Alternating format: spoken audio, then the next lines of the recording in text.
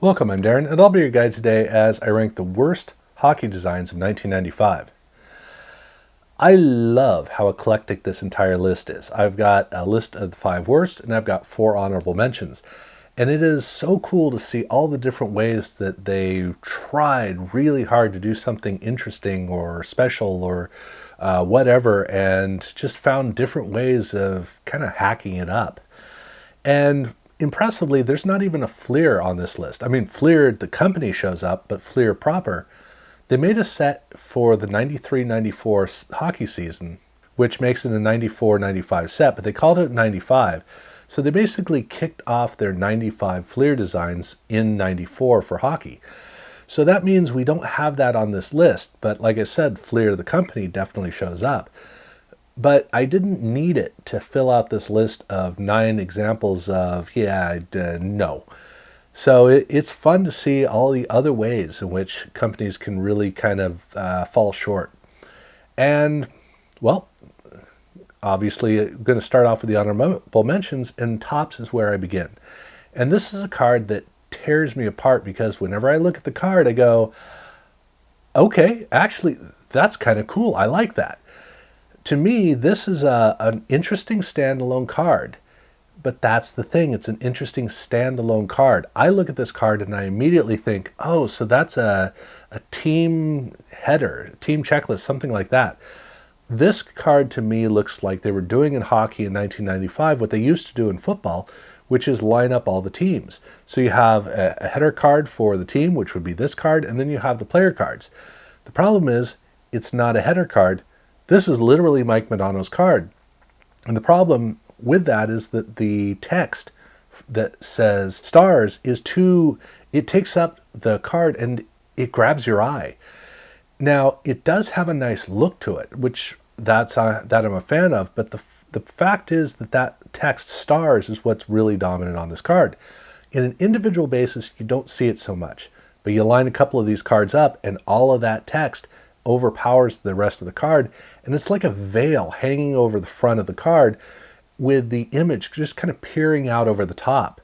If you get rid of the text and you just have the foil for the Topps logo and the foil for the player name, it's not an energetic card, but at least it's a clean card where the player is prominent. Now, if they did Mike Modano's name in bold text, kind of like they did in Fleer in 1993, okay, that would also work a bit better because now at least it looks like a Mike Modano card. This doesn't. This looks like a Dallas Stars card that happens to feature Mike Modano. That's the way this card comes across to me. And that's the problem that I have with the card, is the fact that the card is too busy being the card and it forgets to showcase the player. So unfortunately, as fancy as this card is and how clean the design is, and I like all of that, it fails at doing the thing it's supposed to do, which is present the player. Now, the next card I have is Pinnacle Zenith. And with Zenith, I have to acknowledge that of all 3 of the Zenith cards in 1995, this might be the one that I think is the most successful. And I don't know why. I don't know if it's the jerseys. I don't know if it's the background, which does a better job of presenting the theme of the net behind. Exactly what it is, I don't really entirely know. But it might be the fact that hockey is played indoors, and so there's a darkness component and a contrast that's a natural part of the sport, whereas with both football and with baseball, they're outdoors. You're used to a very light area for the player. And so the player doesn't really fit in with the dark background, and it's kind of jarring. Whereas here, it's kind of like he's under a spotlight, I guess, and I don't really know exactly what it is I like about these cards of all 3 Zenith cards. Suffice to say, I would like for the background to do something different, to read better. And that's the thing, is it's too reliant on being a silhouette of a player and expecting for the silhouette of the player to work on its own with a couple of accoutrements, the player name, the logo, and something down at the bottom, to do a good job of kind of filling out the area around the portrait. And those do a good job of doing that, but the portrait needs to work with the card a little bit more, and that's the thing that the Zenith cards don't do in 1995, which is unfortunate. So, yeah, not a success. But then we have Pinnacle's Score Summit. And with Summit, this is a card that I might like the best of all of these. And at the same time, of all these 4 honorable mentions, I might like it the worst. I really don't know where to take it with this card because I love the fanciness of Summit. And I admit that it works a lot better in football, which is really my area. So I like 95 for the Summit, for the football Summit design. I do like that. Obviously, all these are better than 96. That's pretty easy. But with this card, the issue is that it's too busy. It's just way, way too busy.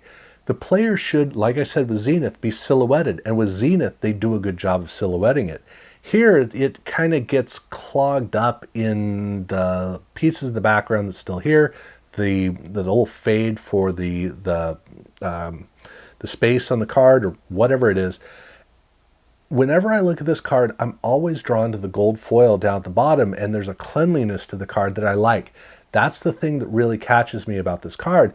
That's the reason I might like this better than any other. But that's because, again, I come at it from football. And in football, it's a lot better than these. And so I come at it going, oh yeah, like the football cards. Right, awesome. I'm glad they did it in hockey. That's my approach. I'm all excited about that. And it's not until I actually take the time to appreciate the card that I realize there's not really much here to appreciate. So yeah, thankfully I'm not necessarily listing all of these honorable mentions in order, which is important as I move on to the last of my honorable mentions, which is Pinnacle proper, where this really does showcase that this is probably the best of these cards, and yet in the right space, it's the worst of them all. All 4 of these can go in almost any order. But in the case of Pinnacle, this one I really don't know what to do with because I have always looked at this card with some sort of reverence. Not like this is a great card, but like it's a card that, okay, I get what they were doing and all right, not bad. Because the images are strong and they're clear, and that's great. And the design theme at the bottom is, okay, so here's where the train wreck is. First off, the color, the blue, I understand what they're trying to do with it. I'd like the hue to be a little bit different because this blue almost has a gray-like quality to it that is a little bit distracting. It's also too squared. The idea of doing it as a bold lineup at the top for a transition, I think that would work better. Or doing some sort of a line for a transition would be nice. That would also kind of help. The fade, it makes me aware of the fact that the bottom of the card doesn't work with the image up above. I do like the fact they have the gold foil on the card, which is, while not the design approach I wish that they had done, at least it's an accent that I can respect. So when I look at the card at the bottom, I go, okay, they were trying to do it. They didn't quite make it work. So, but it's not too bad. But here's the thing that's great about this card. It doesn't get in the way. It doesn't attract your eye. It doesn't draw your attention. It showcases the image. It's like a pedestal, and the image above is elevated by it. That's what I like about the card, is the fact that the design stuff at the bottom may not be good, but it promotes the image. It makes the image more of the thing that you look on the card. So all of that stuff works really well, and it means that it could easily move to what I would consider to be the best of all the honorable mentions. But I do knock it for one thing, and that's the fact that over in football in 1995, Pinnacle made one of the best cards Pinnacle ever made. One of my favorite cards by score ever. And they followed it up with this. I mean, come on, dude. Why? Look, I get it. 1996 was not exactly a very good year for Pinnacle. And this was like the on-ramp to that. But, I mean, okay, is it as bad as what they did in baseball? No, not really. But is it better? Not by much. For some reason, they only succeeded with football in 1995, and I don't know why. And this is otherwise, okay, workable. And so I'm kind of torn with it. So, it's somewhere here in the honorable mentions.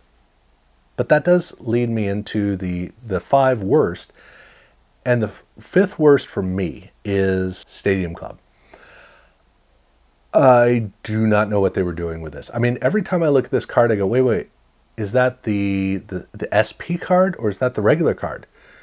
From what I understand, it's the regular card. I mean, the reason I say from what I understand is every time I look at it, I'm always not sure. How is this the design? The football design, I'm not going to say that I like it as much as I'm perfectly okay with the football design in 1995. This follows up the football design with something that I am, whenever I look at this card, all I think of is Pro Set Platinum. Pro Set Platinum was a design well ahead of its years, including the designers were not yet ready to design Pro Set Platinum. And there were two problems with Pro Set Platinum. First off, the images were a little too busy for being a full bleed. That was not good. The other thing about Pro Set Platinum was there was nothing on the front of the card that was interesting. Here, the theme at the bottom is the blue is kind of like with Pinnacle. It's not a great blue color. I get what they're trying to do. They're trying to have an icy kind of blue look to it. And I like the idea of the holofoil, but the holofoil needs to have something that anchors it. So if it had like a gold rim around it, that would help actually quite a bit. But the bigger issue is that those things at the bottom don't do literally anything. They're just kind of there. That's not good. And the Stadium Club logo is in an awkward spot because since neither of the name elements are very strong, it breaks that up and it blows any continuity between them. Any communication is gone. If they took that logo, shifted it over to the left side, and then they had the name above, and they had the what paint mark or splash, whatever it is down here. If they had it designed like that, okay. Actually, that would work much better because now you have a storyline you can follow. You can see where things are because the first name is now framed by the two stronger elements. That would help, but they didn't even do that. And this card is supposed to work on an image. If you do a card like this, it has to be done with a strong image. 95 for hockey, I'm not impressed with these images. They're too busy. Look, Stadium Club was at its height in 1993. And in football, I think that in 94 and 95, they continued to have good designs. In baseball, yeah, I think that they were doing a decent job holding together with images by 1995. But in hockey, in 1994, they were too close in. And now they're too far back. The images are not interesting. And if you're going to have a card this minimalistic, the image has to be clear, strong, where you look at it and all you want to see is the image, where the image pulls you in, it has you locked in, and I don't see it on any of these cards. Unfortunately, this is a card that should be way down the list, but there's a reason that it's way back here. And that leads me to number 4, which is another card that I can't believe is only at number 4, which is Ultra. With Ultra, oh my word, what in the world even is this? Okay, baseball, the design wasn't too bad. The color of the foil was, but the design wasn't too bad.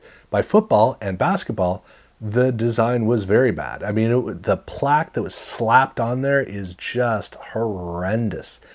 It completely destroys the ability for the image to read because it doesn't work. It doesn't feel like it's supposed to be there. It feels like it wasn't even slapped on. It feels like it was slammed onto that card. It's distracting, but it's distracting not like, look at me. It's distracting like, I don't even want to know what that is. You're constantly aware of it. It's poking you on the shoulder. Over here in hockey, this is the exact opposite. Every time I look at this card, I get drawn straight to that element, and that's all I see. I never look at the image. Honestly, the only time I see the images is when I see the gold foil parallel, because there, it's all about the image. Here, it's not. I honestly never look at these images for any of the players. The emblem, the first problem with the emblem is that you have the gold foil and then you have a color that's the same color, which means that to read it, you got to get the light right so that the gold foil glows. That's it. And then the things around the outside is weird, and that oblong shape just does, it's a square. The card is a rectangle, please.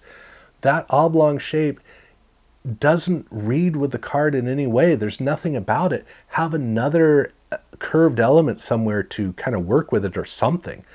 I mean, if they just put like little arcs on either side, that would actually help a lot, but they didn't even do that. Every time I look at this card, all I see is that plate, the plaque, the emblem, the oval thing. And I never see the rest of it. And that is really bad on a card that's all about images. But Fleer's not off the hook because they also did Fleer Metal. And this one hurts me. I have to put this at number 3. I can't move it to 4 or 5. I have to have it at number 3. And that's because of the crime that this card does. Because I'm not a fan of Fleer Metal in 1995, but I have so much respect for what they did. It's bold to make an entire card set that has brushed metal. The design ideas are all over the map. They don't really work with the player in, well, actually, wait, no, some of them do. Actually, some of these I like. But when you do something like this, it needs to be a full bleed image in order to really capture the whole strength of what these effects do. And while technically the hockey cards do that, they've got that tear mark at the bottom for something that doesn't work with the card, and it disrupts the whole thing. In fact, when I look at the card, I start to see the effect, and then I get pulled down to the corner with the thought of, wait, what is that? And then I'm trying to figure it out. And I'm spending my time, instead of appreciating what they designed on the card, I'm trying to figure out what in the world they were doing with the tear mark at the bottom, which means the tear mark at the bottom does nothing but create the wrong conversation. So this really, really does not work. And it's a shame because I really want to like the Fleer Metal set, but in hockey, that thing I can't get past. What they did in football, I can. I'm okay with it. But here, no. It's just, I am curious to know what the thought process was with it. But at any rate, that's number 3. Then we're moving on to number 2, and oh boy, we got Parkhurst, which just, do I need to say more? What in the world is this?